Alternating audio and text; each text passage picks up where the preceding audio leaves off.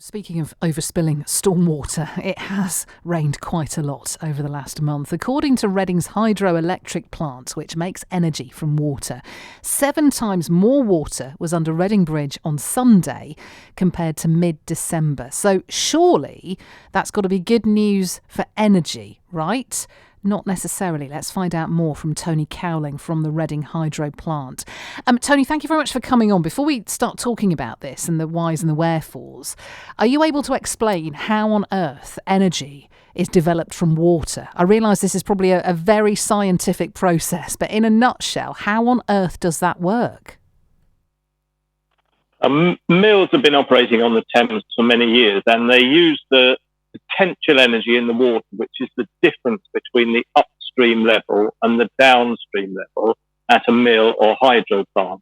And so it's that potential energy which is the key thing for generating electricity from water. And the problem at the moment is there's been so much rain that the level of the river below the weir is almost the same as the level of the river above the weir.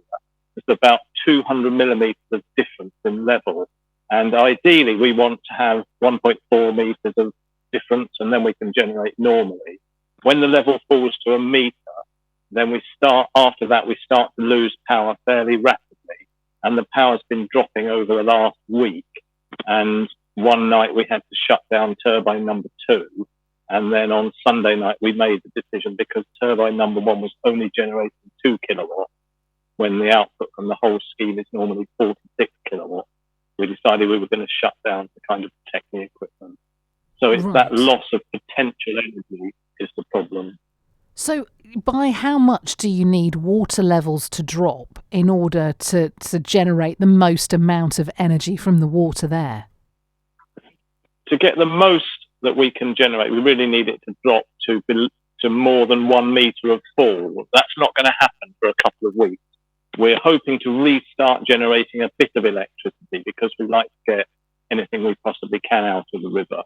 And when the level falls to either half a metre or 700 millimetres of drop, then the downstream level will be low enough for us to start generating. And I'm hoping we'll start at half a metre, but it might be 0.7 of a metre when we decide to restart.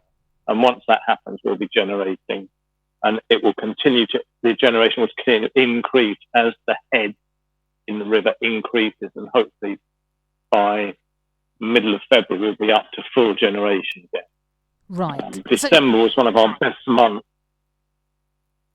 December was one of our best months, and So I'm trying to figure out then whether actually the situation that we find ourselves in now, where we've had quite an excessive amount of rainfall, has worse repercussions for generating energy than maybe when we hardly get any rainfall at all. Would that be fair to say?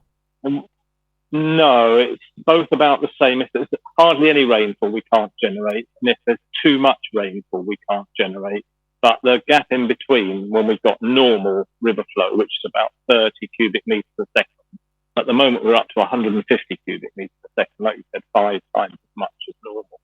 And so average, we're very happy in average conditions. When we're in either drought or spate, we have difficulty generating. Right. And I guess you're constantly keeping an eye on the weather forecast. So have you got any idea as to when this may rectify itself? Well, it's stopped raining now, and it doesn't look like it's going to be raining for a fortnight. The river, if it rains upstream, it takes 3 days to get down to Reading and start affecting us. And we've had loads of rain up there, so it's going to take more than 3 days for us to be able to start generating again. And I'm hoping within 2 weeks we'll be back to normal, but I'm an optimist. And where does that energy go once you're able to start generating it once again? How does it work? So the energy we generate is sent by a private wire to Thames Lido, and they buy electricity off us. They were really kind, and they gave us a very good price for the electricity we generate, and we gave them a very good price for the electricity they buy. So it was a mutually very beneficial agreement, and they made our project possible. So we're very happy with them. And anything they don't use goes back to the national grid.